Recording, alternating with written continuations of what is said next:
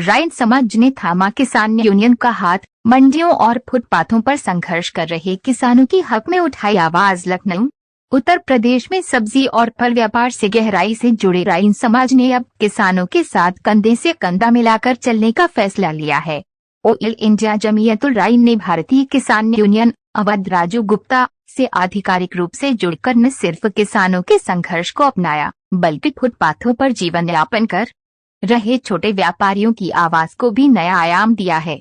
ये महत्वपूर्ण घोषणा लखनऊ स्थित गांधी भवन में एक विशाल जनसभा के दौरान हुई, जहां ऑल इंडिया जमीयतुल राइन के प्रदेश अध्यक्ष मोहम्मद वसीम राइन के नेतृत्व में हजारों की संख्या में राइन समाज के पुरुष, महिलाएं, युवा, बुजुर्ग, सब्जी और फल विक्रेता बड़ी ऊर्जा के साथ उपस्थित हुए। सभा को संबोधित करते हुए वसीम राइन ने कहा, राइन समाज उत्तर प्रदेश में लाखों की तादाद में है और हमारा जीवन सब्जी और फल व्यापार से जुड़ा है। ये व्यापार मंडी समितियों और किसानों से सीधा जुड़ा हुआ है। जब किसान संकट में होता है तो उसका असर हम पर भी पड़ता है।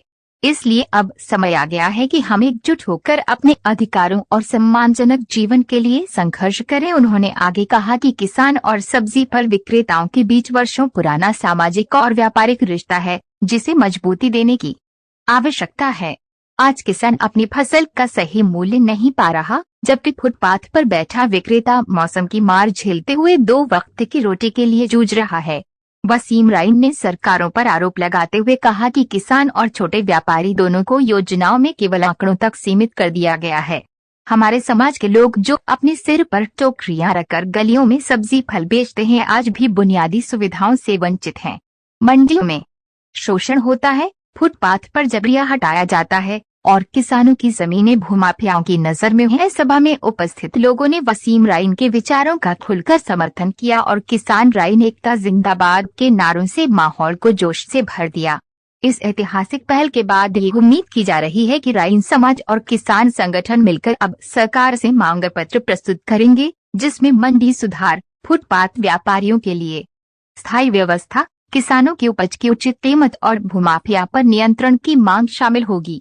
ये आंदोलन न केवल एक सामाजिक संगठन की भागीदारी नहीं, बल्कि एक जन जागरण अभियान बनत जा रहा है, जिसमें रोजी रोटी की लड़ाई लड़ने वाले हर व्यक्ति की भागीदारी सुनिश्चित की जाएगी। एलएन गौतम की रिपोर्ट।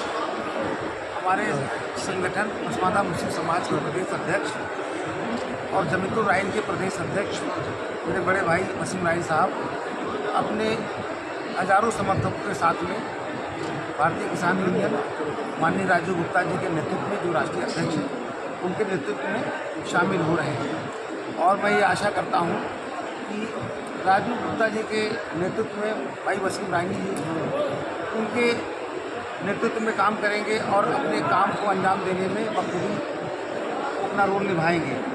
और जिस तरीके से आज देश के अंदर किसानों पर अत्याचार हो रहा है, किसानों के साथ अन्याय हो रहा है, जो अन्नदाता है देश का उसके साथ अन्याय हो रहा है, इस अन्याय को देखते हुए ये किसान यूनियन के लोग आज सड़कों पर हैं और किसानों में विश्वास पैदा कर रहे हैं कि सरकार कितनी भी निकम्मी हो और किसान कुछ भी कानून लाए, हम किसानों के हक में जो चीज़ होगी मैं उसी को मानूंगा।